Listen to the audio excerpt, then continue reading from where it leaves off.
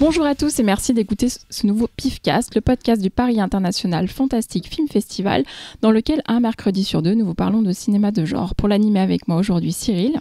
Coucou. Xavier. Bonjour. Et Laurent. Hello, Véro. Talal n'est pas là avec nous aujourd'hui, il est déjà en vacances, mais on lui souhaite de bonnes vacances. Alors en fait aujourd'hui on va pas parler de cinéma de genre, c'est une émission un peu spéciale puisqu'après vous avoir parlé pendant plus de 7 heures de la Hammer Film, on a eu envie de faire un format un peu inédit, peut-être plus court on espère en tout cas, et dans lequel on va vous donner en fait 3 recommandations diverses à emmener avec vous en vacances avec votre petite valise, votre petit cahier de vacances en fait du PIFcast. Alors une fois n'est pas coutume, je vais commencer. Ouais, vas-y. En fait, je vais parler d'un livre que j'ai lu pendant le confinement et qui fait lien un peu avec la deuxième partie de l'émission Hammer qu'on a fait, puisqu'en fait, il s'agit de Carmilla de Sheridan Le Fanu. Et en fait, donc, alors évidemment, on avait parlé de l'adaptation et de la trilogie Karstein dans l'émission Hammer. Et alors, je voulais parler du livre, non pas parce que le livre, on le connaît, et voilà, c'est un classique que tout le monde devrait avoir lu, mais c'est surtout que je l'ai lu en fait dans un format assez original, c'est un livre qui est édité par la maison d'édition qui s'appelle Tendance Négative. En fait, c'est une maison d'édition associative autogérée et autofinancée qui propose en fait des textes classiques mais dans une expérience de lecture toujours différente. Donc là, par exemple, Carmilla, c'est un livre dans lequel il y a 2 trous. En fait, sur la couverture, il y a un visage et un cou. Il y a 2 trous dans le cou. Et en fait, les trous sont dans tout le livre. En fait, dans tout le livre est percé de 2 trous dedans de vampires. Donc, et à certains moments du livre, il va y avoir des lettres en rouge, etc. Donc, ils ont édité d'autres bouquins comme ça. Un étrange phénomène de H.G. Wells, Le Horla de Maupassant, L'étrange histoire de Benjamin Button de F. Scott Fitzgerald. Et en fait, à chaque fois, il y a un concept différent pour chaque bouquin. C'est vraiment des très très beaux livres. Donc, en fait, il travaille vraiment le fait que le livre soit plus qu'un support pour les mots, mais que ce soit aussi il participe en fait à l'immersion dans le récit. C'est hyper intéressant. Et du coup, je les ai contactés pour savoir s'ils avaient d'autres livres en prévision. Et justement, ils vont en sortir un en octobre 2020.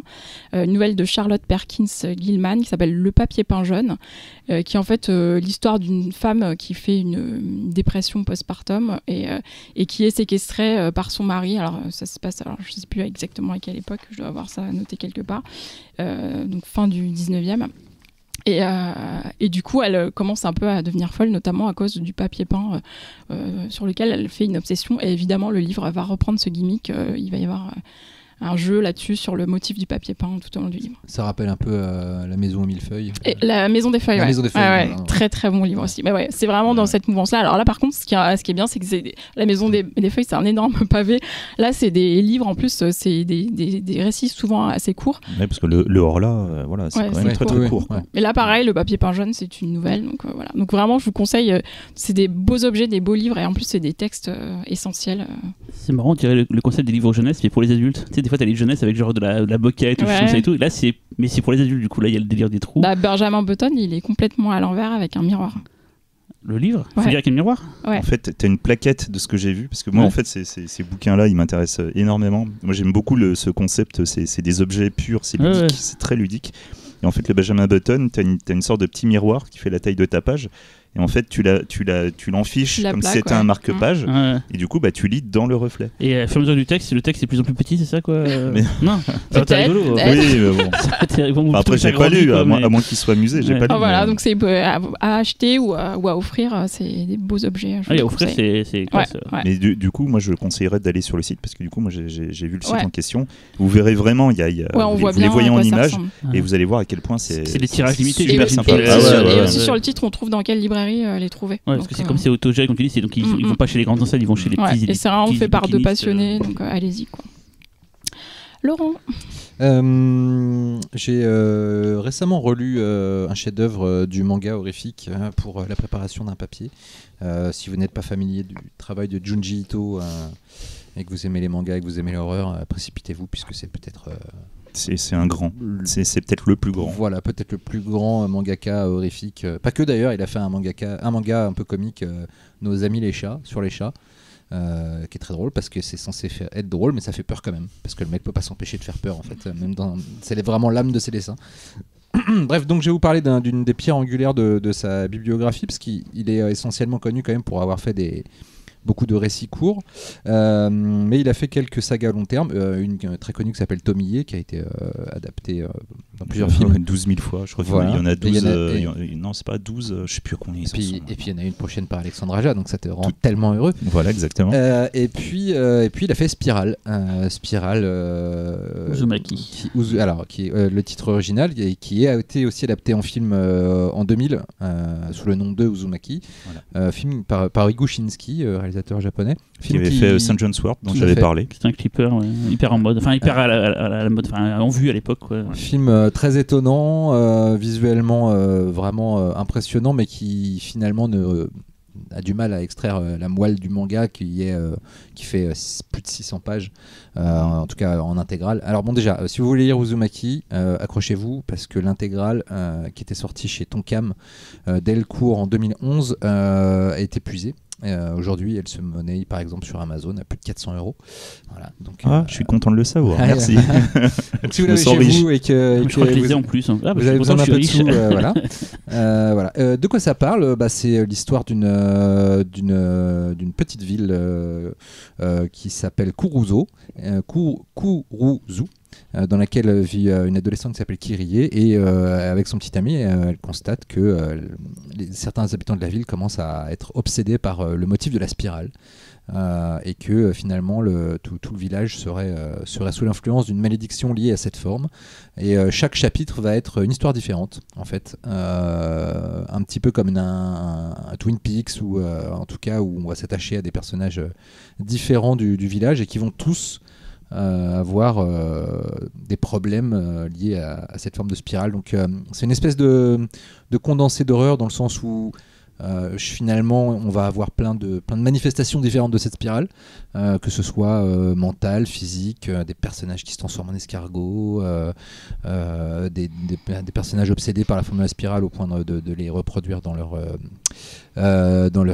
chair, et puis dans leur art aussi, voilà, et c'est assez hallucinant de voir à quel point Junji Ito arrive à utiliser ce motif visuel pour en faire la source de motifs horrifiques très différents. C'est ultra angoissant. Junji Ito, c'est un maître des concepts complètement frappadingue. Moi, je me rappelle dans je ne sais plus quel recueil d'une nouvelle absolument dingue où des enfants n'arrêtent pas d'aller chez le même marchand de glace, et ils adorent leur glace, ils sont complètement accros aux glaces, et eux-mêmes commencent à se transformer en glace et à se lécher eux-mêmes, et deviennent une espèce de tas immense d'enfants glace dégoulinants. Enfin voilà. Si vous aimez l'horreur un petit peu barge, c'est vraiment la perfection pour moi. C'est pas de l'Eroguro, on n'est pas chez du Maruo ou autre, c'est pas ça va assez rarement dans ces extrémités-là, et c'est pas plus mal, parce que finalement c'est assez Lovecraftien. C'est une des grosses influences de Junji Ito, avec Poe. En fait, on sent vraiment que c'est deux maîtres chez lui. Il a des espèces de contes moraux un petit peu à la Poe, et puis il a des histoires comme ça cosmiques, comme Spiral, et vous verrez au fur et à mesure de la lecture et jusqu'à la conclusion complètement dingue qu'il a une imagination assez hallucinante, et le récit prend des proportions incroyables. Donc voilà. C'est un beau pavé, ça pèsera un peu lourd dans la valise, mais si vous avez envie de passer une partie de l'été avec un récit horrifique absolument dingo, je vous conseille. Et si vous avez 400 € aussi. Voilà. Ou si vous avez une médiathèque qui l'a aussi, et puis vous le volez, et puis vous vous désinscrivez de la médiathèque, et puis vous récupérez 400 €. Non, faites pas ça. Non, c'est illégal. Ouais, je voudrais quand même préciser que personnellement, Uzumaki, c'est peut-être le bouquin que je préfère de Junji Ito. C'est absolument dingue. Et en fait, au niveau du style de dessin, vous allez comprendre qu'en fait, il a pas besoin de faire une histoire horrifique. Rien que son style de dessin te met déjà mal à l'aise. C'est assez fou, quoi. Et c'est vrai que toutes les histoires, elles ont quand même c'est du Lovecraft avec une sorte de surréalisme visuel. C'est assez particulier. Et c'est à la fois, tu sais, il y a quelque chose à la fois de fascinant, de beau et d'horrible en même temps. Donc c'est tout ça qui crée cette sorte de malaise.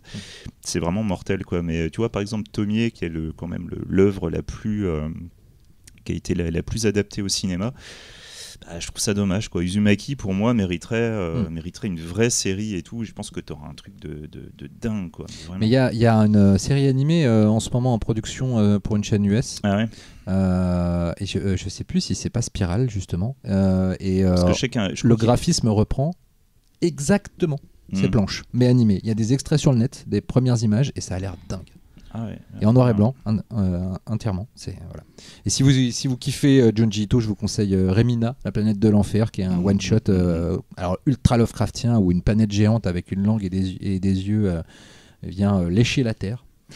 C'est complètement beaucoup de lèchement. C'est incroyable. Et Black Paradox aussi, qui est très étonnant dans ses développements. Il a une œuvre léchée, j'allais dire. Enfin voilà. Merci Cyril. Alors c'est marrant parce qu'on ne s'est pas concerté avant, mais je vais aussi parler de livres. Alors, je sais pas si Xavier, ta première reco c'est aussi des bouquins, non non, mais il y en aura. D'accord. Moi dans la série, je vais tricher un peu, je vais parler de 3 livres, mais parce que je les ai pas lus, je vais pas en parler aussi profondément que vous. Je vais juste donner des idées de livres à lire. Et tu les as pas lus ? Je les ai pas lus parce que je suis comme toujours, j'accumule des choses, donc c'est des livres que j'ai chez moi, mais j'ai pas encore le temps de lire parce que j'ai jamais le temps de regarder. En fait, je crois que Cyril veut que vous les lisiez à sa place voilà, pour vous raconter. Voilà, et après vous laissez les commentaires. Si c'est bien ou pas. S'il y en a un des 3 que j'ai lu à moitié quasiment, voilà quoi, parce que c'est un pote qui l'a écrit. Et la particularité, c'est 3 bouquins qui ont des noms super longs. Vous allez voir pourquoi. Le premier, c'est Police versus Syndicat du crime, les polars et les films de triade dans le cinéma de Hong Kong de Arnaud Lanuc, qui est sorti chez Gop Éditions.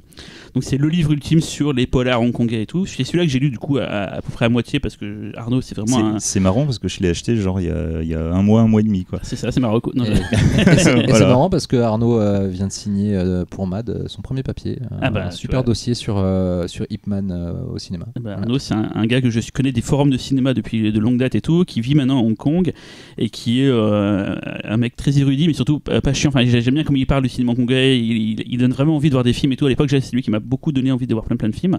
Donc là, il a décidé de parler vraiment de tout le cinéma de polars hongkongais, de tous les styles et tout. Et c'est, moi, je n'ai pas encore fini de le lire, mais de la vie de François Co qui l'a lu, il m'a dit c'est une merveille. Il y a vraiment tout qui est bien référencé. C'est hyper bien foutu. Ça donne vraiment envie, quoi. Donc, je vous conseille ce livre. En plus, c'est une édition indépendante, Gop Édition. Donc, allez-y, franchement. Et d'ailleurs, Arnaud Lanuc prépare un gros bouquin sur Choyark qu'il prépare depuis des années, donc celui-là je l'attends aussi fortement. Je vous conseille aussi Sur Notion et l'exercice du chaos de Toyohashi à Hollywood, encore un nom long, de Constant Voisin qui est sorti chez Rouge Profond.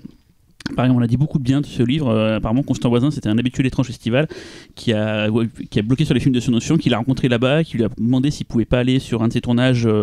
Il sait ce qu'il était allé faire. Et en fait, il est devenu l'assistant de Sur Notion et donc il a fait un bouquin apparemment hyper complet sur le bonhomme. Donc je vous conseille celui-là aussi. Par contre, celui-là, je l'ai pas lu, mais beaucoup de gens m'ont dit que c'était vraiment mortel. On avait parlé dans MAD aussi avec une interview de Constant Voisin, du coup. Voilà. Et le dernier, et c'est ce qui va bifurquer sur ce que je vais parler ensuite dans mes autres recommandations, je vais parler de jeux vidéo. Et je vais vous parler d'un livre qui s'appelle Une histoire du jeu vidéo en France, 1960-1991, des labos aux chambres d'ados, donc c'est le plus long de tous.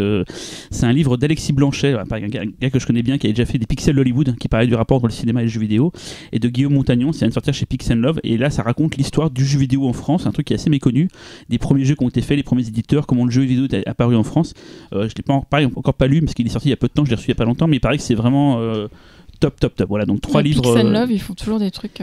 Très bien. C'est vraiment une maison d'édition. Je crois quasiment tout ce qu'ils ont fait parce que. Et là, par contre, j'en ai lu beaucoup, mais je voulais vraiment mettre des trucs. C'est des bouquins assez récents, voilà quoi. Xavier, je te laisse la parole. C'est bien que tu parles un petit peu de Japon, puisque moi je vais vous parler d'une série japonaise, donc c'est parfait. Vous êtes parfait. On est fort, quoi. Voilà, non mais et sans se concerter, c'est quand même assez merveilleux. Moi en fait je vais vous parler d'une série Netflix, parce que je me suis dit que bon, vous étiez déjà très nombreux à voir Netflix, et pendant les vacances c'était quand même plutôt simple de pouvoir se sortir. Et on partage un compte avec Véronique. Voilà, bravo. Et du coup c'est une série qui est extrêmement courte, donc pour du binge-watching ça se fait en 2h30, 3h, donc franchement ça vous fait une bonne grosse soirée, comme ça je serais très curieux d'avoir vos avis. Et je vais vous parler d'une série qui a des avis très contraires, qui s'appelle donc Ju-On Origins. Ah oui, j'ai eu pas mal d'avis contraires, effectivement. Oui. Voilà. Et c'est un de mes projets d'été, donc j'avais déjà décidé de suivre ta reco. Donc on va voir si tu vas continuer à la suivre une fois que j'aurai dit tout ce que j'ai à en dire. Surtout que tu connais bien Ju-On et t'en as vu un paquet. Ah ça, j'en ai vu un paquet de son. Hein. J'adore en fait les Ju-On. J'ai fissuré parce que voilà, ça faisait longtemps que je n'avais pas. Ils surtout. ça. Non, j'avais vraiment fissuré sur le premier Ju-On. Je parle vraiment du premier, pas le premier cinéma qui est déjà le troisième. Voilà quoi.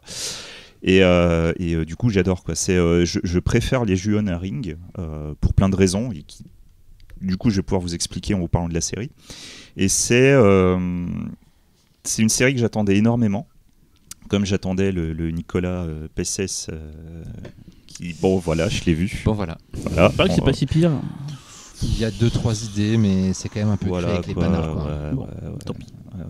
C'est mieux que le Sadako versus Kayako. Ah putain, on l'a vu, c'était nul. À part la fin qui était rigolote, mais. Ouais, non, mais bon. Le problème, c'est que moi, je regarde pas ça pour rigoler, Oui, quoi. j'ai quand même envie de le voir, moi. Sadako, on l'a vu pour le pif, c'est vrai que c'était.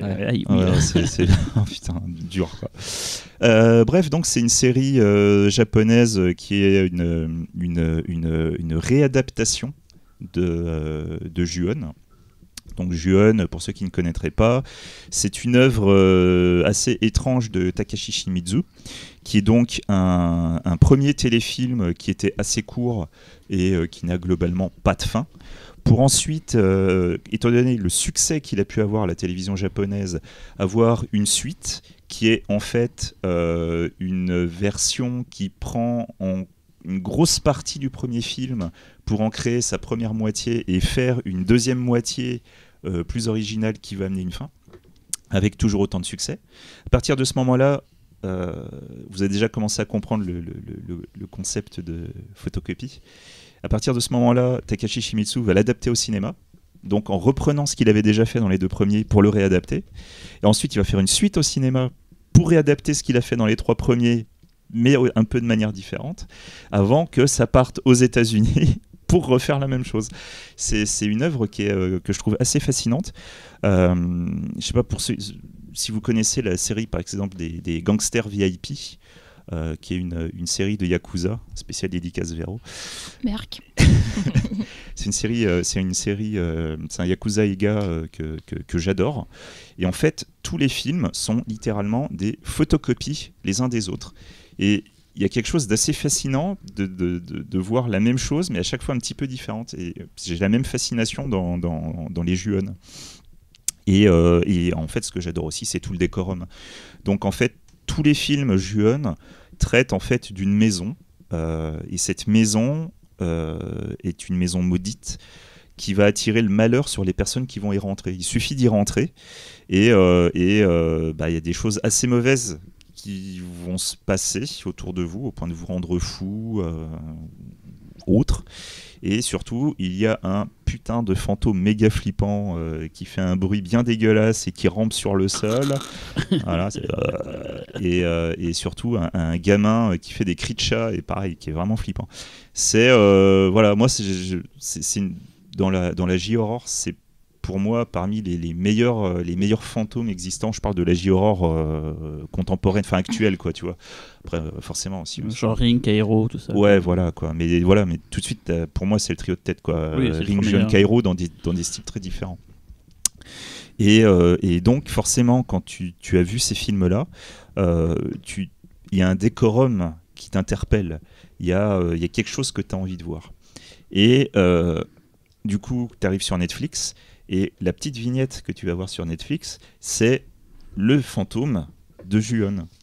Et t'es là, tu fais ah ouais, putain, je veux voir ça et tout. Putain, j'en peux plus, je vais regarder ça. Il n'y est pas en fait. Et tu le mets. Et je dois avouer que lorsque j'ai fini la série, j'étais tellement déçu, mais tellement déçu.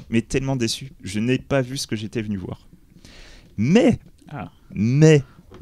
après... C'était une comédie slapstick, c'est ça quoi? Non. Je vais vous expliquer. Mais ce qui s'est passé, c'est que ça m'est vraiment resté en tête. Et à force de réfléchir à ce que j'avais vu, je me suis rendu compte qu'en fait, j'étais simplement passé à côté. C'est pas que la série est mauvaise, au contraire. Je trouve ça assez miraculeux qu'une série comme ça arrive sur Netflix.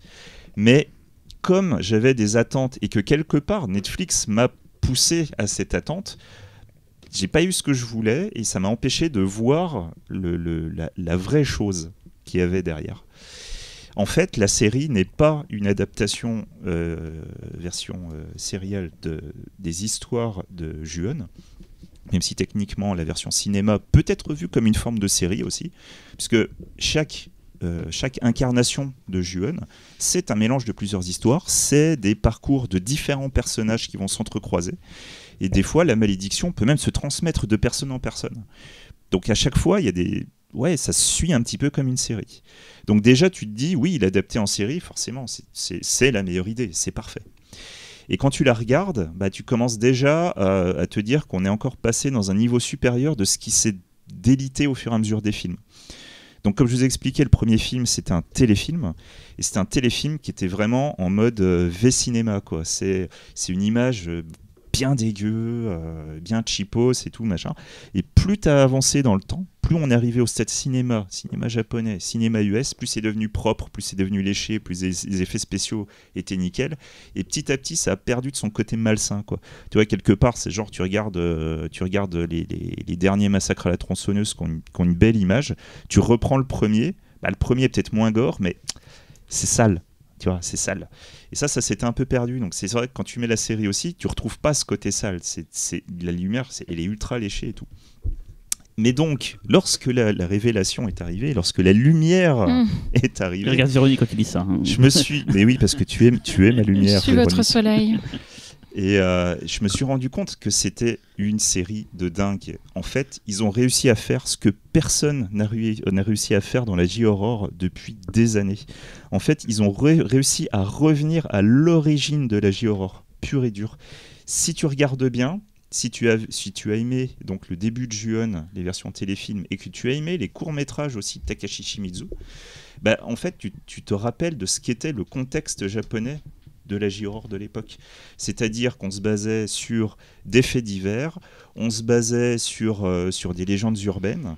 Il y avait tout un visuel qui sortait en fait soit des sortes d'émissions de télé-réalité où on va aller dans une maison hantée, un truc comme ça, ou tu sais, des émissions juste de témoignages sur le paranormal et tout. Enfin, plein de trucs comme ça qui font partie d'une époque et que eux ont réussi à reprendre à l'époque actuelle. Donc en fait c'est un des grands duos de la J-Horror, donc Takahashi Hiroshi et Ishise Takashige, pardonnez-moi. Ça m'a un peu choqué, je suis désolé Xavier, mais... Donc c'est le duo qui avait lancé la saga Ring et la saga Ju-on aussi, donc c'est vraiment, ils savent un petit peu de quoi ils parlent. Et en fait, pour cette adaptation, ils vont donc travailler avec Miyake Sho, qui est un jeune réalisateur qui avait réalisé A New Bird Can Sing. Voilà. Ils ont réussi à reprendre en fait finalement ce que j'avais aimé à l'origine de Ju-on. Et c'est vrai que le décorum différent m'a empêché de le voir, mais globalement, c'est tout ce qu'on aime, c'est-à-dire c'est basé sur des personnages, c'est des destins qui vont s'entrecroiser. C'est putain de malsain, vraiment c'est malsain, il y a une sale ambiance dedans. C'est quelque part, il y a une ambiance entre le catégorie 3 et le Japan extrême, sans aller aussi loin dans le gore, hein, attention, hein, ou le sexe ou autre, mais c'est sale, je suis désolé, tout ce que j'ai vu sur Netflix, j'ai pas vu un truc aussi sale depuis très longtemps, quoi. C'est vraiment mortel. Et il y a la folie surtout. Et c'est vrai, je me suis rendu compte que c'est ça qui était perdu depuis longtemps dans la saga Ju-on. C'est que on te remet dans un état d'esprit, on te met littéralement à la place de ces personnes qui vont subir de plein fouet la malédiction et ça va les rendre fous, mais vraiment fous. Et quelque part, finalement, l'origine de Ju-on, et là j'y pensais tout à l'heure, bah, c'est comme Junji Ito en fait. Il y a cette capacité à te montrer la folie, à te la faire sentir. Et du coup, c'est vraiment énorme. Je pense que beaucoup de personnes qui ont vu la série ont voulu, comme moi, revoir les films. Ils ont juste voulu voir un film de fantôme et tout, machin. C'est finalement pas ça qui est important.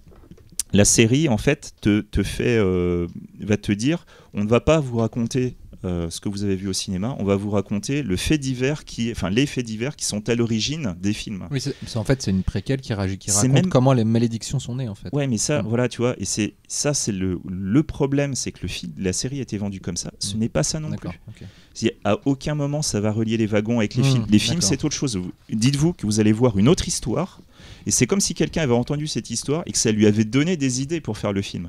Mais c'est tout. À aucun moment, ça va ne relier les wagons. Ce n'est pas le même fantôme. Voilà. Cool. La baraque, c'est la même. Il y a un côté malédiction. Il y a des bruits de chats. voilà, ça y est, c'est tout, au revoir. Voilà, Bon, c'est fini. En tout cas, tu Ouais, le c'est bien. recommandes. Quoi. Mais je recommande. Mais tu l'as revu pour analyser tout ça ou c'est juste avec la première vision que tu t'es posé toutes ces questions? c'est après, Tu parles de Xavier là. Je veux dire, Non, il a besoin de voir un truc 3 fois J'ai- entre-temps, lui, il peut avoir vu un j'ai- truc une fois et 10 ans après te sortir oui. une nouvelle interprétation. Je l'ai vu qu'une fois D'accord. et franchement, plus j'y repense, plus je me dis mais putain, franchement, la J-horror, c'est ça, c'est la lumière. Rendez-vous compte, c'est la lumière. Mais détachez-vous de tout ce que vous connaissez de Ju-on, regardez ça comme si c'était pas un Ju-on. Si vous aimez la J-horror et surtout la J-horror du début, c'est là que vous allez le retrouver. Mais ça c'est m'étonne pas. c'est la foi, quoi. Parce qu'un grand amateur de la J-horror classique, Stéphane Duménildo, qui écrivait au Cahier du cinéma et qui avait notamment géré toute la partie cinéma de l'exposition Enfer et Fantôme, Fantôme il a fait beaucoup d'autres choses. Hein. Il a fait beaucoup de choses sur cette expo. Quoi. Et j'ai vu qu'il avait beaucoup aimé la série et vraiment- ça m'avait déjà mis une puce à l'oreille. C'est un bijou, vraiment. Même si vous l'avez vu, que vous l'avez pas aimé, avec ce que je vous ai dit, revoyez-le. Là, C'est que un vous truc comprenez de pas fou, les quoi, choses vraiment. comme Xavier. Non, et, mais moi-même, j'ai fait la même. Je me suis planté. Voilà. Mais c'est tout. écoute pas, hein, et faites pas chier. je me suis planté. Voilà. Véro. Ah, bah alors comme tout s'enchaîne parfaitement dans cette émission, moi aussi je vais parler d'une série. Moi, c'est la foire avec moi, parce que moi, il n'y aura aucun wagon avec moi, c'est Mais impossible. si, on va toujours trouver. Bon, par contre, c'est pas du tout la même ambiance, hein, parce que moi, c'est une comédie. Bah oui. C'est une série qui s'appelle Pen 15, donc PEN 1.5. Pénis. Voilà, ça fait pénis. Ah, tu vois, donc, j'allais dire ça fait stylo 15 mois. Tu vois Oh, mais qu'il est mignon. Qu'est-ce que je suis innocent. pénis comme la bite, c'est ça quoi, une série de Hulu qui est dispo sur Canal+. Et elle est produite... Il a fait quoi comme film, Hulu? Oh, mais qu'il est drôle. Et c'est produit par notamment Awesomeness TV et The Lonely Island. Cyril, voilà. Sachant qu'il y a un film d'ailleurs avec. Je suis très qui curieux de s'appelle voir. Andy Samberg. Wild Spring, je crois, avec Andy Samberg de Lonely Island, paraît que c'est bien, qui d'ailleurs. est sur Hulu en plus, qui est acheté par Hulu. Quoi. Voilà, donc là c'est Pen 15, pour l'instant il n'y a qu'une saison de 10 épisodes, des épisodes assez courts de 20-30 minutes. Et en fait, c'est vraiment le truc le plus drôle que j'ai vu cette année, puisque c'est une espèce de chronique de l'adolescence. Alors, ça a été créé par deux jeunes femmes, Maya Erskine et Anna Conkle, qui sont toutes les deux des trentenaires. Et en fait, elles ont décidé d'écrire cette chronique sur l'adolescence de leurs 13 ans. Donc, à l'époque où elles avaient 13 ans, c'est-à-dire au début des années 2000. Et en fait, le génie de cette série, c'est qu'en fait, elles jouent leur propre rôle, entourées d'un casting d'acteurs qui ont vraiment 13 ans. Donc, du coup, elles font vraiment une performance de se grimer en adolescente, et même dans leur gestuelle et tout, mais c'est vraiment hilarant, quoi, parce que moi, je sais qu'il y a des gens à qui j'ai conseillé la série qui ne savaient pas que c'était des trentenaires, en fait, qui ont vraiment cru que c'était des adolescentes. J'ai fait une comparaison, c'est comme dans les pornos, ils font croire que les filles qui ont 18 ans, en fait, elles en ont 25-30 et tout. Je pense pas que c'est le même délire. Je pense pas que c'est le même délire, en fait. Ah oui, non, c'est dans l'autre sens. Non, ça va pas, alors. Non, c'est dans le sens. Oui. Et donc, du coup, ce qui est hyper intéressant, c'est que ça va aborder des thèmes aussi divers et variés que la découverte de la masturbation féminine, l'intensité des sentiments amicaux, les chatrooms, parce qu'on est en l'an 2000, donc voilà, la recherche de la féminité, etc. Mais on est vraiment à 1 milliard de kilomètres de séries comme Sex Education qu'on a pu voir sur Netflix, que moi je trouve complètement aseptisé. Enfin, j'entends plein de gens qui disent comme toi qu'en fait apparemment ça se veut hyper choquant et tout. Ouais, alors en fait c'est hyper prude en fait. Et c'est pas. Alors Euphoria j'adore, hein, mais c'est aussi à 1000 km de ça. C'est Xavier Jean qui m'a dit qu'Euphoria c'était dément. Il m'a dit. Non, ça c'est hyper bien. Moi j'adore. mortel, Mais ouais. là par contre, tu vois, c'est Pen 15. J'ai jamais vu une série raconter aussi bien l'adolescence de manière complètement juste, c'est-à-dire cette période où tout le monde est mal foutu, enfin tout le monde a un corps mal foutu, tout le monde se cherche une personnalité, il se passe à la fois rien et tout, enfin tu vois, et t'es entre l'enfant et l'adolescence, et du coup t'es entre la cruauté de l'enfance et la fantaisie de l'enfance, et justement cette fantaisie elle est hyper bien illustrée dans la série, parce qu'il y a vraiment des trouvailles visuelles de mise en scène ou des effets pour raconter ce qui peut se passer dans ta tête quand t'es tout seul dans ta chambre, que tu te fais des films, etc. Et vraiment, c'est très très bien réalisé et c'est très drôle. C'est vraiment, enfin, c'est à voir. Et moi, j'ai été triste quand j'ai fini de regarder. Mais la bonne nouvelle, c'est qu'il y a une saison 2 en septembre.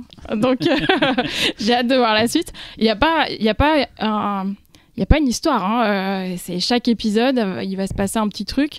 Et voilà. C'est des chroniques, quoi. Voilà, je vais regarder. Tu m'as eu à Lonely Island. Tu m'as vraiment, je vous le conseille, c'est feel good, comme on dit, mais c'est peut-être pas adapté. Mais en tout cas, ça fait du bien de voir des gens normaux et où il se passe rien et c'est drôle. C'est des épisodes courts, genre 25 minutes. Ouais, c'est ça en plus. Okay, donc c'est parfait. Parfait. Voilà. Laurent?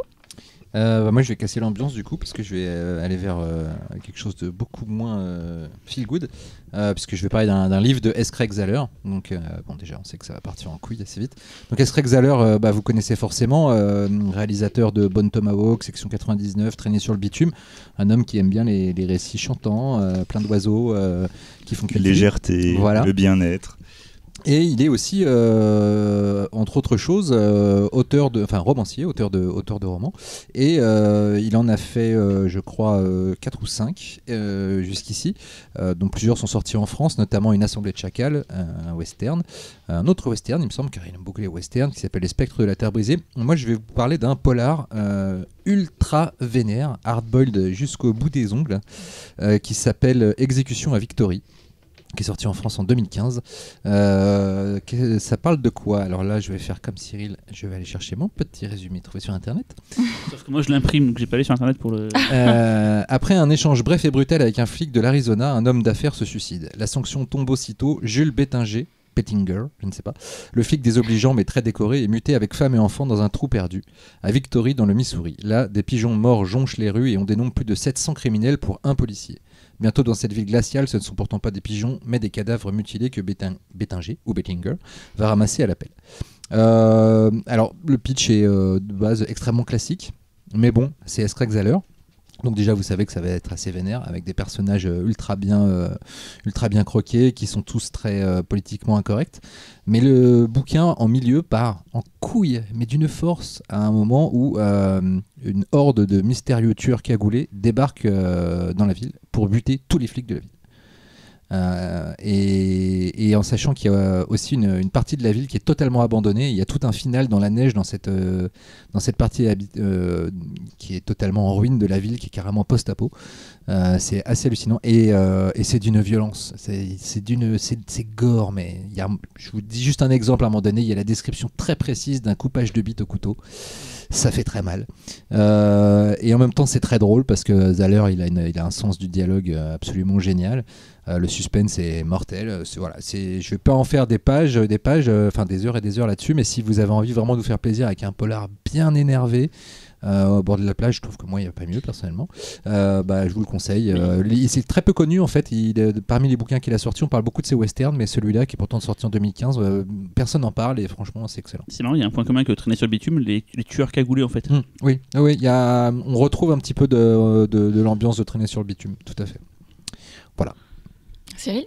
Alors moi je vais faire la partie un peu longue, peut-être un peu chiante, mais je pense pas, j'espère que ça va vous intéresser autant que ça m'a intéressé. Ça a occupé tout mon confinement, c'est vraiment un truc qui m'a vraiment fait fissurer un boulard. La masturbation. Oui, je vous le conseille. J'ai vu tout YouPorn et je peux vous dire que je parle beaucoup de porn aujourd'hui. En version premium, c'est ça. Pourquoi aujourd'hui? C'était gratuit le premium en plus pendant le confinement. Voilà. Bon, alors je vais vous parler d'un truc qui n'a rien à voir avec le sujet, mais qui va pourtant avoir avec le sujet. C'est les 30 ans de la Neo Geo cette année.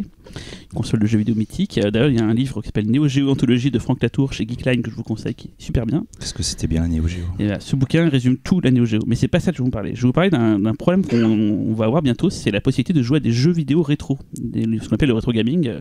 Ça, actuellement, on peut encore avoir les consoles de l'époque, avoir les CD, les cartouches de l'époque, mais on sait qu'à un moment donné, les appareils ne vont plus fonctionner comme il faut.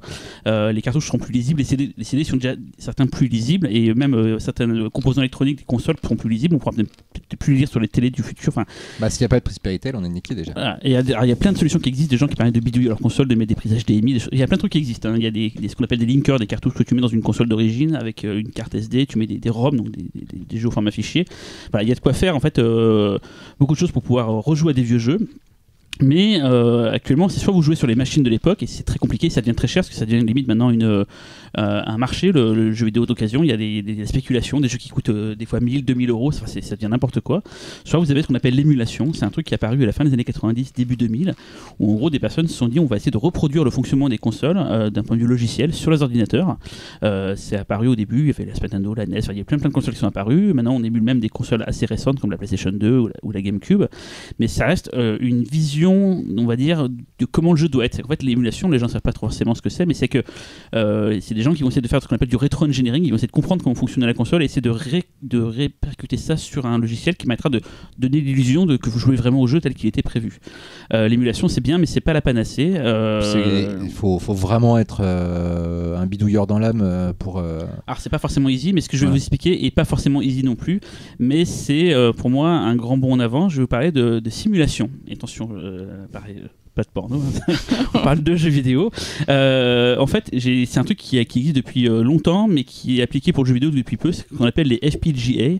Alors, en fait, quand vous êtes un industriel, vous voulez faire un appareil électronique, vous n'allez pas tout de suite fabriquer des cartes imprimées et lancer l'impression, vous allez d'abord tester votre système d'un point de vue logique, à voir si tout fonctionne bien. Et une fois que vous êtes d'accord, vous êtes content, vous lancez la fabrication en masse de votre appareil. Et donc ils utilisent ce qu'on appelle des puces FPGA, c'est des puces qui permettent de créer des portes logiques, vraiment la conception d'un système électronique en entier, mais de point de vue logiciel, on va dire, dans une puce. Et actuellement, avec les technologies modernes et le fait que les coûts ont baissé, il y a des puces FPGA qui permettent de reproduire des consoles des années 80-90 de façon parfaite, pour peu que quelqu'un se mette à vouloir comprendre comment la console fonctionnait et de répercuter ça dans ces puces FPGA. Donc il y a des gens qui se sont dit tiens, ça serait cool qu'on puisse reproduire l'Atari ST et l'Amiga 500, donc des ordinateurs mythiques des années 80-90, via ces puces-là, et ils sont partis sur une carte qui était dans le commerce qui s'appelait la DE10 Nano, qui était une carte à la base faite pour les industries, surtout pour le scolaire, pour tout ce qui était université, machin et tout, pour apprendre à coder. Ils se sont dit voilà, on a une carte qui existe un peu comme un Raspberry Pi, dedans il y a déjà un port HDMI, il y a un processeur quad-core, enfin il y a pas comme un processeur qui permet de faire de créer un OS dessus, il y a une prise réseau, il y a pas mal de choses et tout. Ils ont dit on va prendre ça et on va développer un système dessus et qui permettra de simuler des Atari 500 et des Amiga 500 et des Atari ST quoi. C'était le projet Myst. De là, d'autres gens ont dit mais c'est pas mal votre truc, mais moi j'aimerais bien pouvoir reproduire par exemple la NES dessus, la Super Nintendo et tout. Donc les mecs ont commencé à bosser pour reproduire d'un point de vue logique des consoles, ils appellent ça des cœurs. Et donc quand vous avez cette fameuse carte DE10 Nano, vous pouvez donc installer le Myster, donc c'est l'interface qui a été créée qui est totalement open source par des amateurs, et après installer des cœurs et vous retrouvez du coup, et c'est là où ça devient hyper intéressant, avec un petit boîtier qui devient un petit peu la console ultime, la Dream Console, où dessus tu peux avoir une Super Nintendo, une Mega Drive, une PC Engine, une Neo Geo, et donc plein de consoles qui étaient compliquées. Et au vu de l'émulation, d'avoir un truc qui simule plus ou moins le jeu, vous avez vraiment, les gens vous diront c'est pas pareil à 100%, mais vous avez quasiment la console de l'époque. Et en plus, c'est comme c'est de l'open source et que c'est un truc de bidouilleur, des mecs font des cartes d'add-on dessus, rajoutent des accessoires, machin et tout. Et actuellement, moi, chez moi, j'ai un petit boîtier, je peux brancher mes manettes d'origine, j'ai ma manette NES dessus, ma manette Nintendo, ma manette Mega Drive, ma manette Neo Geo. J'ai une sortie Péritel, une pure sortie Péritel, c'est qu'actuellement, il faut savoir un truc, c'est que les consoles genre la NES, la Mega Drive ne sortaient pas du signal qu'on appelle RGB, ils sortaient pas les trois signaux des trois couleurs dominantes, ils sortaient un signal composite où il y avait globalement une image un peu dégueulasse qui était du coup mise sur votre télé. On a connu que ça pendant des années, mais quand on joue vraiment en RGB sur une télé, c'est tout de suite un univers différent. Vous avez vraiment une image parfaite, les pixels sont alignés, enfin vraiment c'est un régal. Et avec ce petit boîtier, vous avez une sortie Péritel parfaite sans avoir à bidouiller, parce que je m'étais renseigné pour prendre une NES et la bidouiller, il y en a déjà pour peut-être 200-300 € avec le Link, enfin ça revient vite cher si t'as plein de consoles de faire tout ça. Là avec le projet Myster, et en plus on en est qu'au début, ils vont peut-être bientôt mettre encore, là il y a la PlayStation qui est prévue d'arriver, enfin il y a pas mal de choses et tout quoi, et vous pouvez rejouer du coup à des tas de jeux, et du coup vous avez la possibilité de préserver le matériel et d'avoir une idée que peut-être plus tard on pourra continuer à jouer grâce à ce fameux FPGA et de pouvoir reproduire les consoles de l'époque. Et ça m'a vraiment passionné. J'ai découvert, c'est encore un peu underground, c'est que pour le moment c'est pas adapté à tout le monde, qu'il faut un peu mettre les mains à la pâte, il y a un peu de ligne de code à rentrer, des choses comme ça et tout, mais j'estime que peut-être d'ici peut-être 2-3 ans il y aura des solutions clés en main comme les fameuses Recalbox qui sont en fait des OS que vous installez sur des Raspberry Pi qui permettent d'avoir plein d'émulateurs. Il y aura peut-être ça plus tard. Alors après, pour plein de gens qui s'en foutent de savoir comment ça fonctionne, un émulateur ça suffit largement pour jouer, parce que globalement vous avez Mario, vous appuyez sur un bouton, il saute, vous êtes content, il n'y a pas de problème.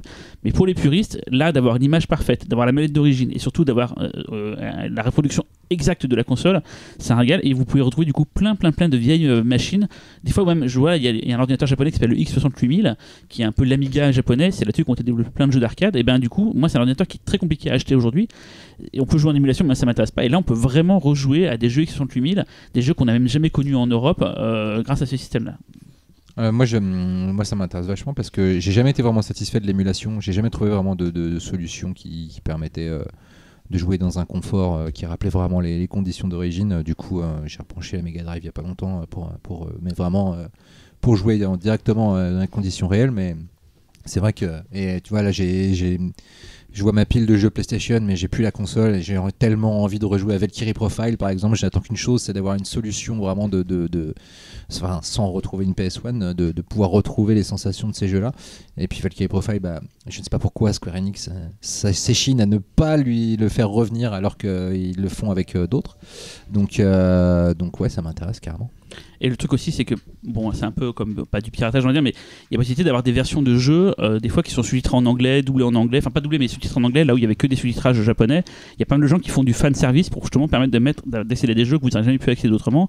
L'appareil n'est pas zoné, donc vous pouvez très bien jouer des jeux japonais, américains, voilà, plein de. Moi, clairement, c'est le genre de truc qui m'intéresserait pour tous les RPG qui m'ont fait baver et que j'ai jamais pu y jouer parce que t'avais pas de traduction, même en anglais, tu sais, parce que même maintenant, tu peux trouver des traductions sur internet, mais est-ce que t'as vraiment envie de te taper un RPG et toujours regarder sur tes genoux une trad? Ouais, j'ai vu ça qu'il y avait ça. Et les mecs se font chier. Et donc, c'est pas tous les gens qui sont comme ça, mais il y en a pas mal qui sont comme ça. Et vraiment, l'idée, même, tu vois, même les Ken les Survivants, tu vois, il y avait des jeux, typiquement les Ken les Survivants, c'est vraiment les jeux de baston que moi j'adorais et tout machin.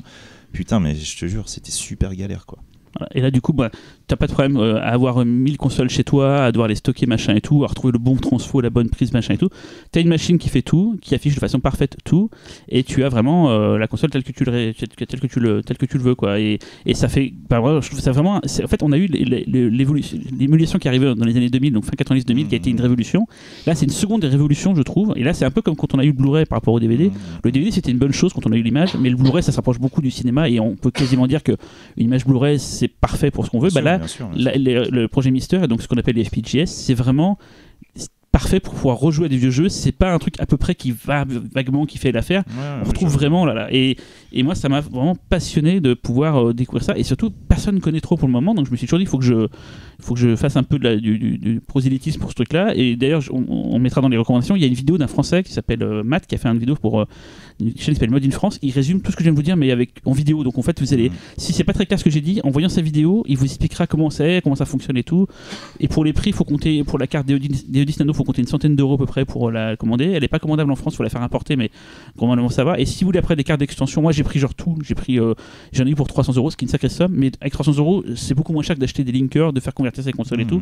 Voilà. Et là vraiment j'ai tout. Et donc comme on dit, les cœurs arrivent peu à peu. Donc là, on en a quand même pas mal. On a actuellement des simulés beaucoup de vieux ordinateurs, donc des X68000, des PC88, des Amstrad, des CPC, des ZX80.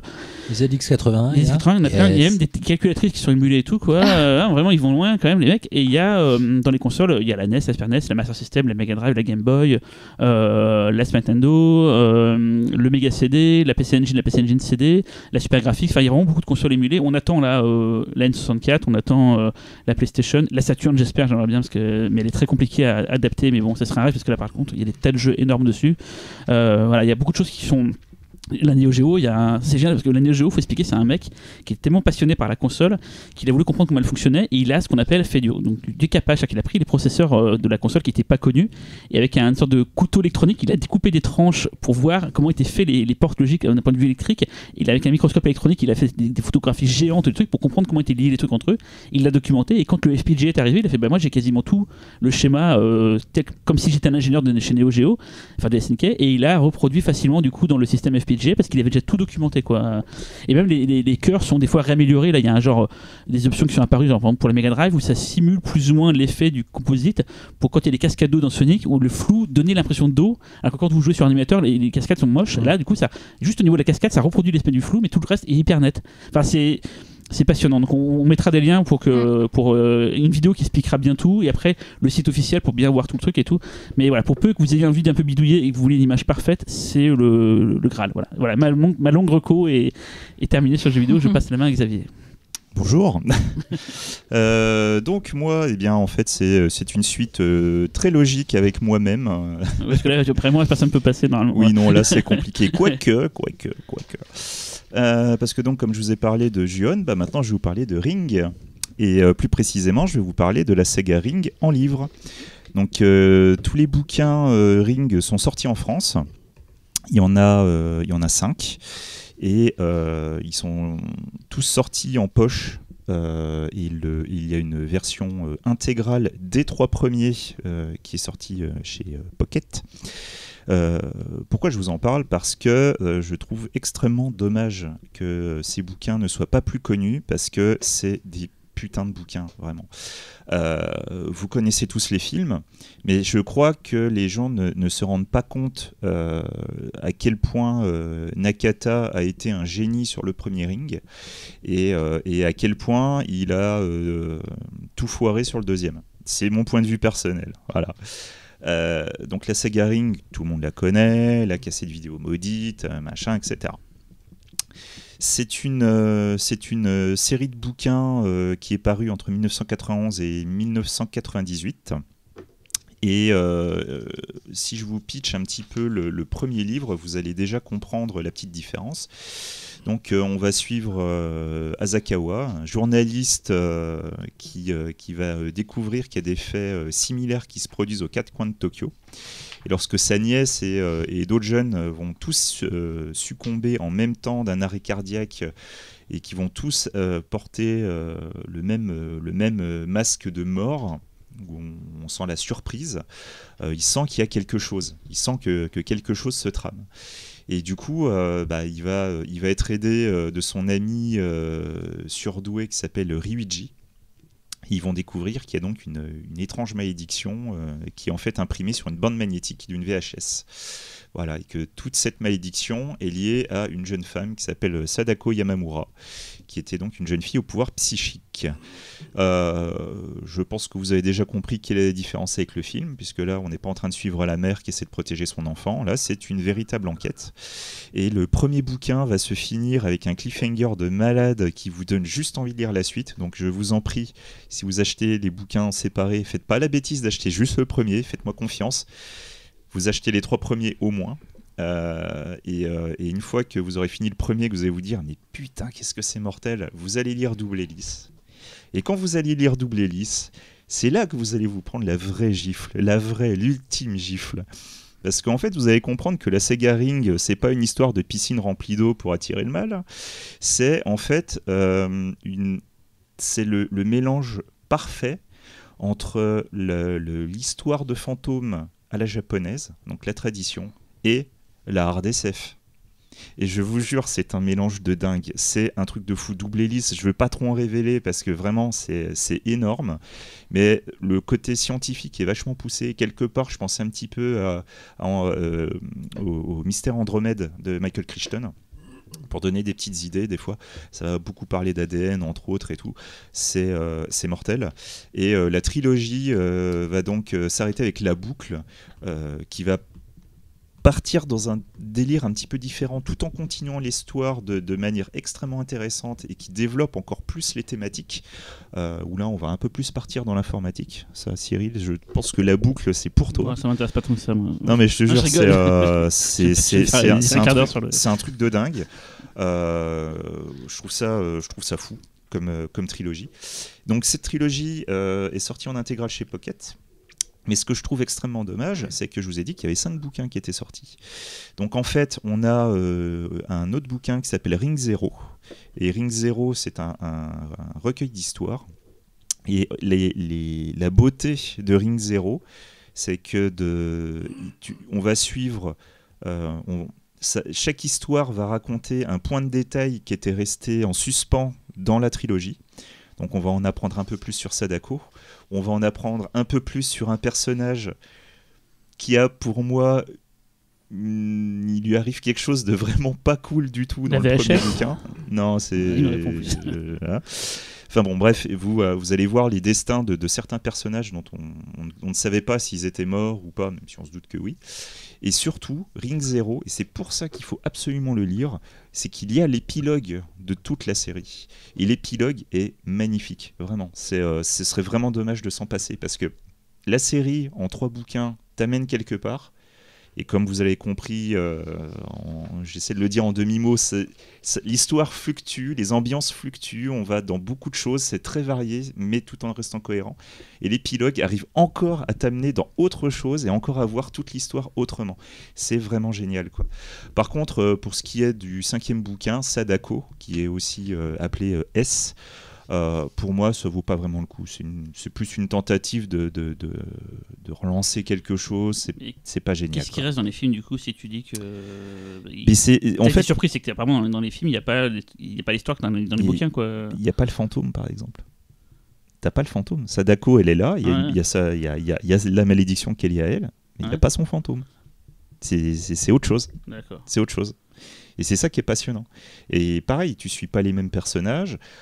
Certes, tu as. Il y a le côté tu vas mourir dans tant de jours et tout. Bien sûr, ouais, tu l'as. Mais c'est pas exactement pareil.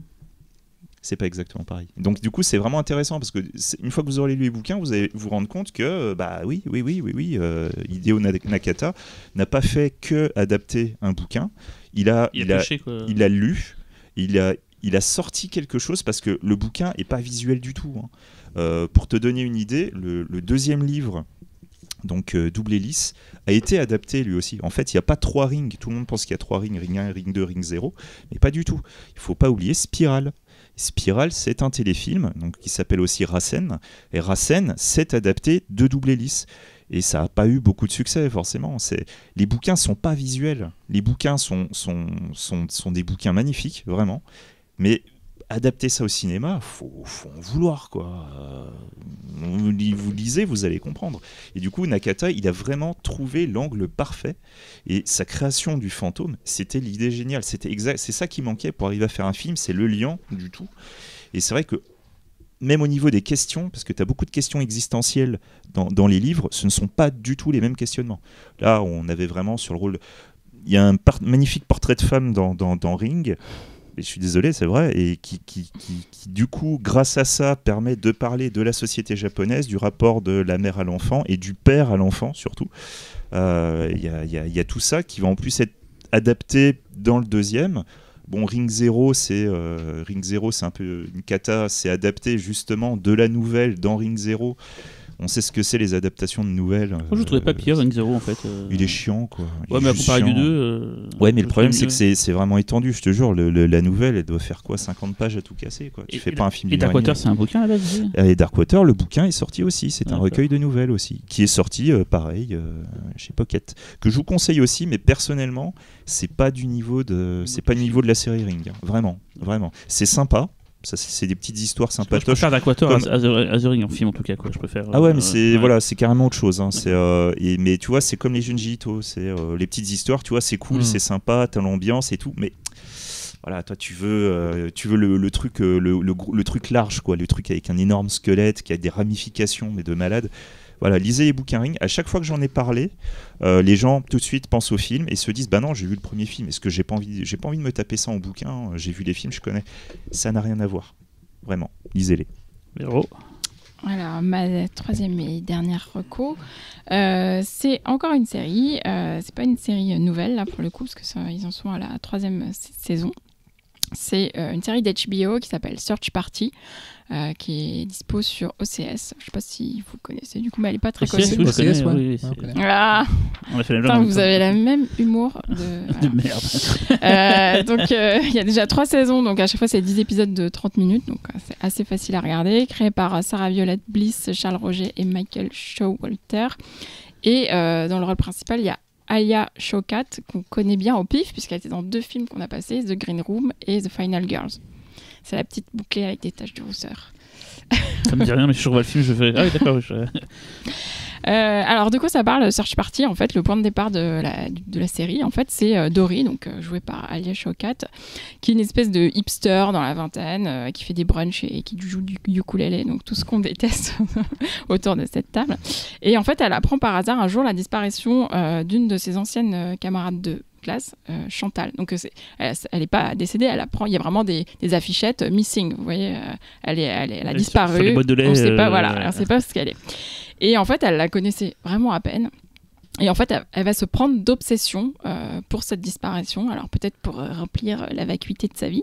Et en tout cas, elle va décider de mener elle-même l'enquête sur cette disparition. Il y a 3 saisons. Donc c'est-à-dire qu'à la première saison, elle n'a pas trouvé, ça veut dire. Alors, elle va décider de mener elle-même l'enquête. Elle va entraîner avec elle son petit ami et ses 2 meilleurs amis.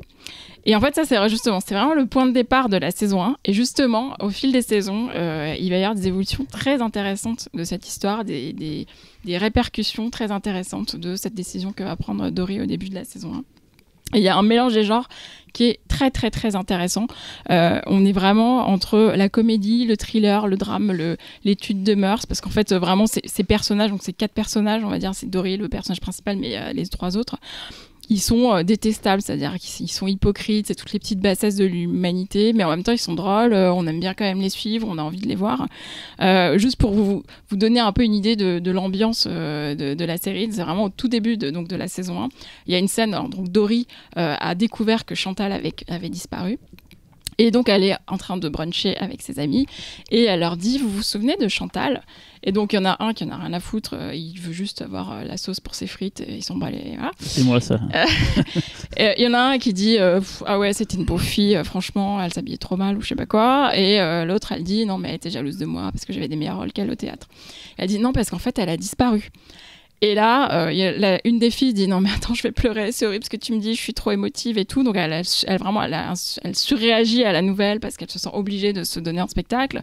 Et l'autre tweet immédiatement « Je viens d'apprendre la disparition d'une très proche amie. » Voilà, donc vous voyez exactement. Rapidement, voilà. On saisit bien.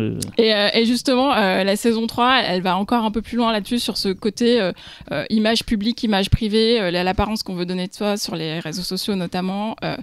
J'ai aussi pensé à The Hunt qui est sorti avant l'été, parce qu'il y a aussi ce côté critique de cette culture qu'on peut appeler woke. Je sais que Laurent aime bien cette expression, mais dans Mad, il l'aime bien en tout cas. Mais aussi, je trouve du privilège blanc en fait, du traitement, parce que là tous les personnages sont blancs. Ouais, c'est donc et du coup, enfin vous verrez dans la saison 3. Moi, c'est un truc qui m'a interpellée sur le traitement judiciaire quand on est blanc, qui est pas du tout le même évidemment quand on n'est pas blanc. Et voilà, donc super série qui est grinçante en fait, mais globalement plutôt comédie. Et, voilà, c'est marrant, avant que tu expliques vraiment ce que c'était, le pitch ça me faisait penser à Under the Silver Lake, je sais pas pourquoi, j'imaginais ça dans ma tête et tout. En fait, ça n'a rien à voir avec. Alors, niveau ambiance, peut y avoir quelque chose. Ah ouais.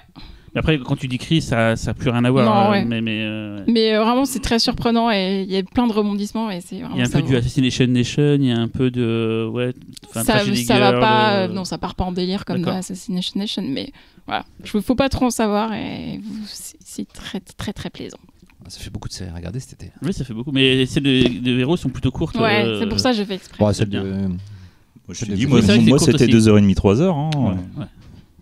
Et Laurent? Ma dernière reco, alors c'est mon choc de l'année, clairement, tout médium confondu. Alors pour le coup, c'est pas forcément une reco vacances parce que si vous n'êtes pas chez vous avec une télé, une console de jeu, ça va être compliqué. Alors si vous pouvez emmener votre télé, votre console de jeu avec vous en vacances, c'est cool. Mais du coup, vous n'allez pas beaucoup sortir. Je vais vous parler de The Last of Us Part 2. Dont tout le monde parle, mais en même temps j'ai envie d'en parler aussi. Spoil pas. Hein. De déclarer mon amour. Non, je vais essayer de pas spoiler. Non, je veux pas essayer. Si tu vas pas spoiler, je te le dis. Je vais pas spoiler et en plus je vais aller vite parce que si je me laisse aller, je vais en parler 3 heures. Alors The Last of Us, déjà le premier, sorti en 2013 sur PlayStation 3, un jeu du studio Naughty Dog qui est d'abord devenu célèbre pour des jeux tout mignons et tout sautillants comme Crash Bandicoot. Et puis d'un coup balance The Last of Us, qui un drame post-apo. T'oublies les Uncharted aussi quand même. Oui, Uncharted, mais ça reste fun les Uncharted. C'est déjà Indiana Jones. C'est déjà l'évolution. Oui, voilà. C'est plus cinématographique, etc. Et puis arrive en 2013 The Last of Us, qui est pour moi un peu l'équivalent de l'équivalent jeu vidéo des Fils de l'Homme en matière de maturité hallucinante. C'est marrant, c'est la première fois que je fais un jeu, je me dis tiens, en fait, il y a un scénario et je le vois. D'habitude, je m'en foutais, limite, je zappe les cutscenes. Et là, le truc m'intéressait, c'était quasiment 50% du plaisir que j'ai eu à jouer, c'était le scénario. En fait, ce qui était rare dans le jeu vidéo. Ce qui est d'autant plus intéressant, c'est non seulement l'écriture du scénario, mais c'est le soin apporté aux cutscenes. C'est-à-dire que si vous avez jamais vu, il y a un making-of de 2 heures du premier jeu sur YouTube. S'il te plaît. Comment ? Évite les anglicismes. Pardon. Il y a un Faisage 2 sur votre tube. Non, je vais pas y arriver. Donc du premier jeu qui fait 2 heures et où on voit tout le travail avec les acteurs qui sont ultra investis et surtout l'utilisation de la caméra virtuelle. C'est-à-dire qu'en fait, il y a vraiment une caméra qui filme les personnages, les acteurs pendant la mocap et la motion capture, la capture de mouvement. Et en plus tous les obstacles physiques du décor virtuel qu'il y aura dans le jeu au final, une table, une chaise, n'importe quoi, sont reproduits par des éléments en mousse, en plastique, des cubes, etc. Dans Avatar, c'était pareil. Comment ? Pour Avatar, le tournage, il y avait aussi réellement les portes, les machins et tout. Pour que la caméra ne puisse pas se déplacer dans des endroits où elle n'est pas censée se déplacer, ce qui est pour moi l'énorme tic insupportable de la plupart des cinématiques de jeux vidéo où comme la caméra est virtuelle et qu'on peut faire ce qu'on veut, elle fait toujours des espèces de travelling, de barges, etc. Et moi au début des cinématiques c'était cool de voir ça. Oui, et puis au bout d'un moment donné on a commencé un peu à en avoir plein les couilles parce que du coup il y a la grammaire purement cinématographique qui doit s'appliquer aussi à une cutscene a été complètement abandonnée. Donc voilà, et puis au-delà de ça le premier jeu The Last of Us c'est une histoire dramatique, un lien après une pandémie qui a transformé toute une partie de la population mondiale, a priori, en espèce de zombie plante. En cela, le film The Girl with All the Gift, la fille qui a tous les dons, excellent film au demeurant. C'est quand même. Et putain de BO. Voilà, etc. C'est la BO de The Last of Us, c'était génial aussi. Ça en est pas mal inspiré. Enfin, je sais pas, moi j'en avais parlé avec le réalisateur de The Girl with All the Gift, qui est tiré d'un livre. Donc la concordance d'idées est un petit peu compliquée au niveau des dates parce que c'est presque similaire, mais en même temps c'est quand même vraiment vraiment troublant. Bref, ceci mis à part, The Last of Us c'était ultra marquant par les personnages, en fait la relation qui se noue entre les deux personnages et puis l'intensité dramatique de ce qu'on vit, c'est-à-dire que les péripéties sont pas des péripéties juste pour avoir des choses à jouer en termes de gameplay. C'est un mélange absolument hallucinant dans le premier jeu déjà de gameplay et qui soutient une intensité dramatique. Et quand vous devez jouer non pas pour sauver votre vie parce que c'est pas grave sinon vous allez mourir et vous allez recommencer dans n'importe quel jeu vidéo, là il faut aussi sauver des gens. Et comme le jeu est impitoyable avec ses personnages, un peu à la Game of Thrones, c'est un peu la même logique en fait. C'est-à-dire qu'à un moment donné on en vient à avoir peur pour tout le monde, même pour les personnages qu'on dirige, et du coup il y a un attachement et une peur de les voir mourir qui est complètement folle. Je sais pas, peut-être les deux. Le premier jeu s'était terminé sur une note douce amère assez dingue et sur le choix du héros, un choix comment dirais-je, qu'on peut comprendre mais qui aussi condamne à peu près toute l'humanité, donc forcément compliqué. Ah bah tu spoil. Non mais c'est le premier jeu. Oui mais pour ceux qui l'ont pas fait. Le titre. Oui. Non, puis en même temps, il faut savoir aussi quel est ce choix. Mais bref. Si tu spoil pas le 2 comme tu spoil le 1, non, je vais partir de ce podcast tout de suite. Hein. Tu l'as fait le 1 ? Oui. Ah oui, tu m'as fait peur. Mais du coup, c'est ça que je sais que tu racontes beaucoup. Non. Et donc le 2 commence 4 ans plus tard et on va voir les conséquences de ce choix. Et elles vont être encore plus vénère que ce qu'on pense quand on voit la promo du jeu, parce qu'il faut savoir que la promo du jeu est totalement, avant la sortie du jeu, totalement mensongère. C'est-à-dire qu'il y a des cinématiques qu'ils ont sorties pour expliquer l'histoire du jeu. En fait, elles ne sont plus dans le jeu, ou alors un personnage a été remplacé par un autre. Donc ils ont tout fait pour nous faire croire que l'histoire allait prendre une direction, et en fait elle en prend une autre qui est 10 fois plus terrorisante, horrible. Enfin, je veux dire, dans les 2 premières heures de jeu, il se passe un truc tellement inconcevable que vous pétez un câble, vous hurlez devant votre télé en balançant votre manette et vous la rattrapez tout de suite parce que vous avez envie de continuer. Oui, pas casser la télé. Voilà. Et vous continuez. Et là, il y a déjà une première audace à ce niveau-là. Et puis le jeu continue. Et puis d'un coup, il se passe un truc.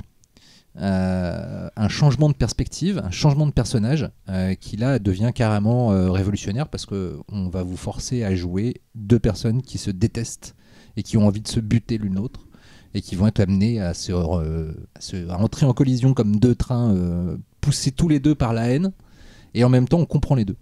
Et alors là, en termes d'implication morale du joueur avec la manette en main, c'est complètement dingue. Vous n'aurez jamais vécu ça. Et quand tu peux jouer les deux en même temps, chacun côté de la manette joue un personnage? Non, t'as des scènes séparées en fait. T'as des phases de jeu séparées. Mais un coup tu vas jouer un personnage, un coup tu vas jouer l'autre. Voilà. Et c'est hallucinant, c'est-à-dire que c'est Rashomonesque, c'est Kurosawa, c'est-à-dire qu'il y a des scènes, vous allez la faire avec un personnage, et puis après vous allez le faire avec l'autre personnage, et vous allez comprendre ce que vous avez fait avec le premier personnage, qui sur le coup n'avait aucune incidence sur votre attachement. Quand vous allez le faire vivre avec le deuxième personnage, vous allez vous dire putain mais j'ai fait ça, j'ai tué cette personne ou ce truc-là, et c'est horrible, franchement. T'es un monstre, Laurent. Non mais vous tapez des chocs sur chocs émotionnels dans ce jeu à un point où on ne sait plus où est la limite en fait. Je joue pas vraiment à un jeu, je vis une histoire plus que je l'ai jamais vécu devant un jeu vidéo ou devant un film. Et c'est assez dingue. Il y a que la vie qui peut non pas égaler ça parce qu'il se passe franchement. Vaut mieux pas. Ouais, c'est un jeu qui vous pourrit la vie. C'est un jeu où vous finissez, vous allez vous coucher, vous finissez votre partie, vous vous dites oh putain mais qu'est-ce que c'est dark, enfin, vous avez envie le 1 c'est déjà ça, hein. Je me suis dit je suis vraiment intéressé par ce qui se passe. Avant c'est pas que l'histoire de Mario m'intéresse pas, mais et là je vais les gens qui aiment le jeu vidéo vont dire mais tu résumes pas le jeu vidéo à Mario, mais c'est vrai que il y a plein de fois, je repense à les Français là, ceux qui ont fait Hard Rain, Heavy Rain, Quantic Dream, voilà. Ils essaient de faire des films avec des scénarios, mais c'est jamais ça en fait. C'est jamais ça parce que c'est du mauvais scénario de cinéma qui mis dans un jeu vidéo. Voilà, et alors que là, c'était pas le cas pour Last of Us. Ce qui tient aussi au génie de Naughty Dog, c'est le gameplay. C'est-à-dire que dans les Beyond Two Souls et tout ça que fait c'est Quantic Dream, le gameplay, il est d'essayer de reproduire des petits trucs de dialogue, des trucs comme ça. C'est pas inintéressant parfois d'ailleurs, il y a des choses assez intéressantes, notamment dans Beyond Two Souls. Mais là, le gameplay du jeu, il est entièrement fait pour rendre totalement seamless, on va dire, les passages entre le jeu et les cutscenes et les deux. Et surtout, en fait, l'univers est créé de telle façon qu'il vit même quand vous avez la manette en main. Un exemple qui est hallucinant, qu'on n'a jamais vu dans un jeu, quand vous tuez des gens qui sont en groupe, vous en tuez un et les autres crient le nom de la personne que vous venez de tuer. Et alors ça déjà, il y avait déjà ça dans Pac-Man quand il mangeait les fantômes. Non, c'est pas vrai. Non, Johnny. Et puis le deuxième truc, c'est la qualité technique hallucinante du jeu, c'est-à-dire que c'est déjà d'ores et déjà le jeu le plus impressionnant de cette génération. C'est un jeu de fin de génération, c'est comme le précédent. Et là, je vois pas comment on pourra faire mieux parce que c'est dans les détails, c'est la douleur qui s'exprime sur le visage de quelqu'un que vous tuez, vous la ressentez vraiment.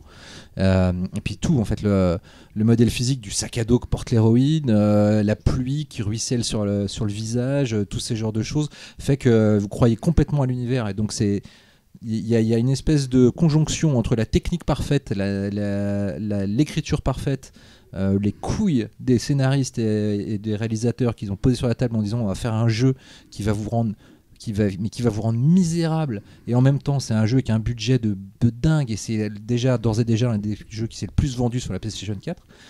C'est d'une ambition incroyable. Moi j'ai fini le jeu sur les genoux en hurlant face à ma télé, face aux trucs qui se sont passés.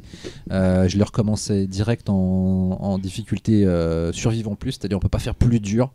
Apparemment j'en chie ma race, c'est-à-dire que des scènes que j'ai passées pour l'instant au début du jeu en 3 minutes, là je mets une demi-heure à les passer. Et non, c'est dingue. Si vous avez la possibilité de faire cette expérience, si vous n'avez pas fait le 1, faites le 1 d'abord. Moi j'attends la PlayStation 5 pour le faire justement. Parce que j'ai pas de PlayStation 4, donc je peux pas l'acheter maintenant alors que la 5 qui sort à la fin de l'année. Enfin, s'il n'y a pas le pangolin qui empêche ça. Alors moi je connais des gens qui ont aimé mais qui ont trouvé que c'était vraiment beaucoup trop dark et négatif pour un jeu vidéo et que c'est pas ce qu'ils veulent dans le jeu vidéo. Oui, c'est parce que je peux comprendre. Moi je trouve que c'est vraiment le jeu vidéo de la maturité pour le médium, en tout cas, qui montre dans quelle extrémité on peut aller dans le jeu vidéo en matière de narration et d'application du joueur. Et moi c'est vraiment une des expériences les plus dingues que j'ai vécues depuis des années et des années. Voilà. Cyril.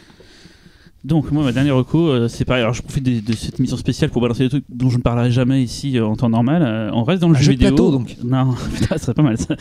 Je vais vous parler de la bonne paye. Non, je vais vous parler je sais que c'est mon exemple que je cite toujours, la bonne paye, faut que je me moquer, mais bon ça voilà, je suis désolé les gars. Non, je vais vous parler toujours de rétro gaming, mais de préservation du jeu vidéo, tout comme on a des cinémathèques pour préserver le cinéma. Il n'y a pas grand chose qui a été fait pour le jeu vidéo, et c'est un gros problème, c'est que le jeu vidéo on n'aura pas forcément dans les années à venir une sorte de lieu où tout sera stocké pour garder une mémoire de tout ça. Il y a plein de jeux qui sont déjà perdus, qu'on a perdus et tout.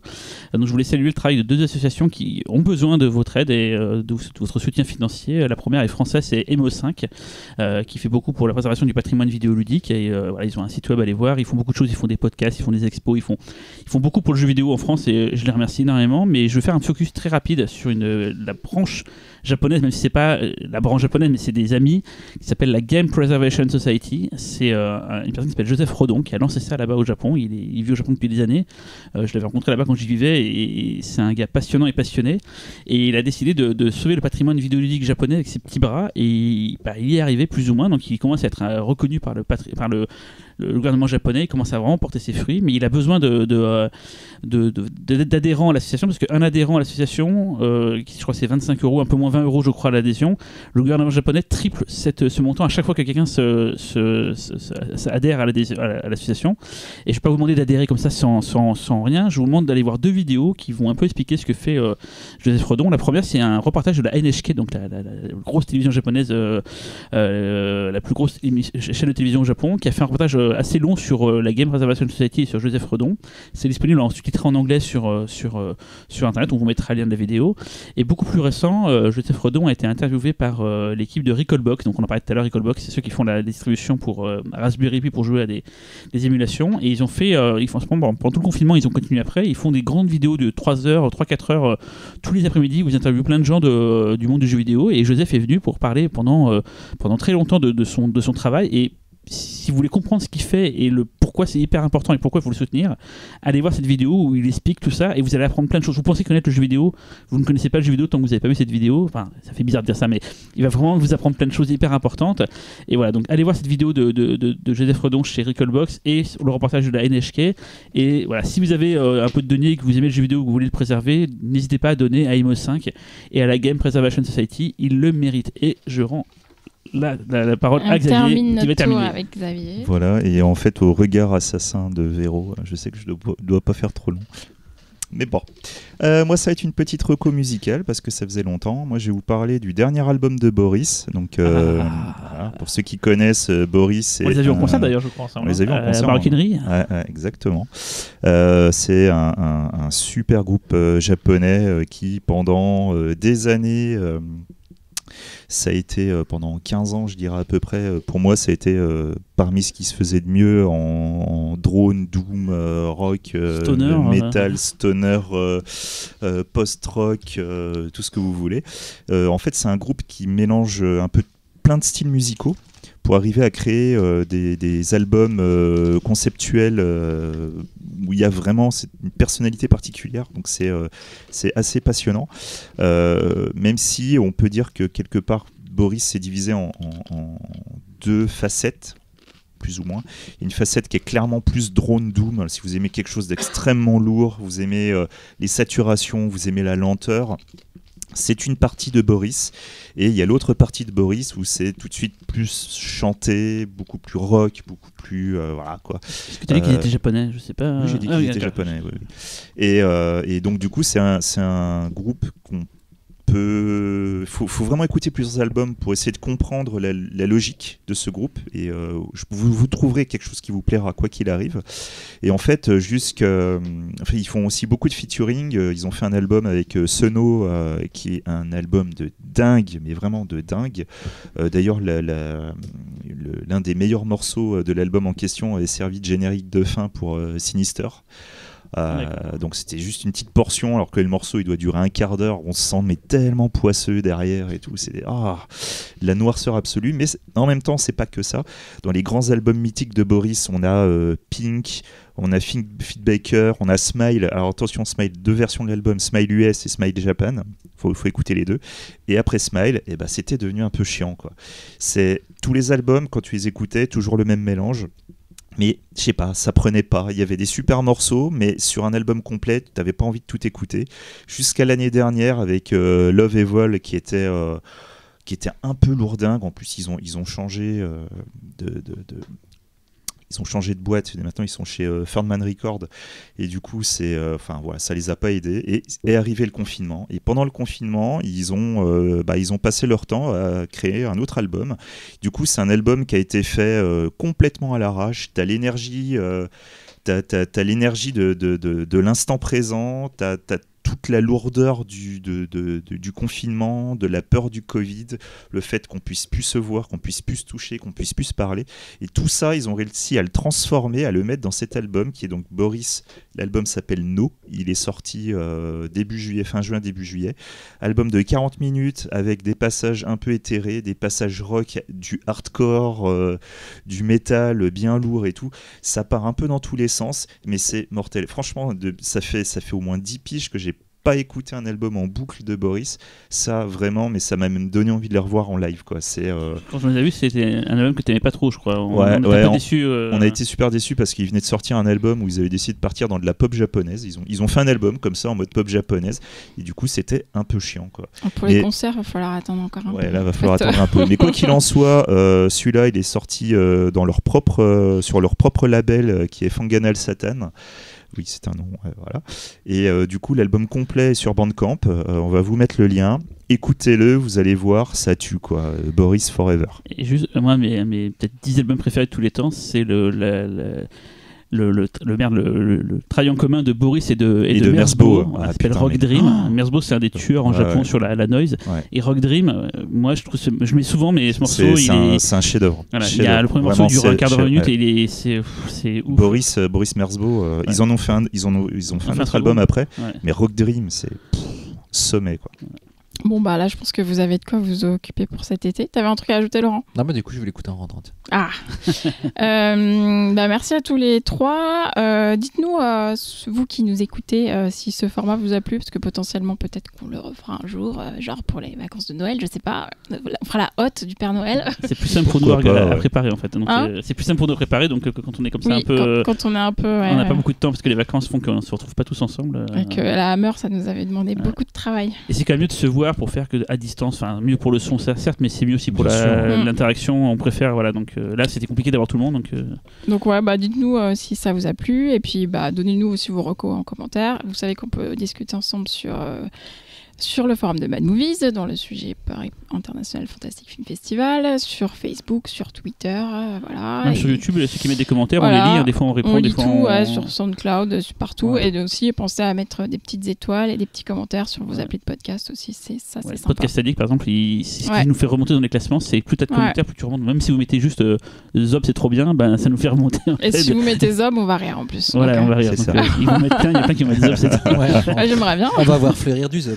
Non mais je veux dire, voilà, ça nous fait remonter sur les classements, et c'est comme ça qu'on aura une plus grosse communauté, et on cherche pas à conquérir le monde, mais plus on sera nombreux si on fait remonter le Zob, c'est parfait. Voilà, plus on sera nombreux à écouter Puiscast, plus nous on sera contents, parce qu'on fait pas ça pour être écouté par 3 personnes, c'est mieux qu'il y ait plein de gens qui écoutent voilà. À dans 2 semaines. Au revoir, bonnes vacances. Voilà, bon c'est bien.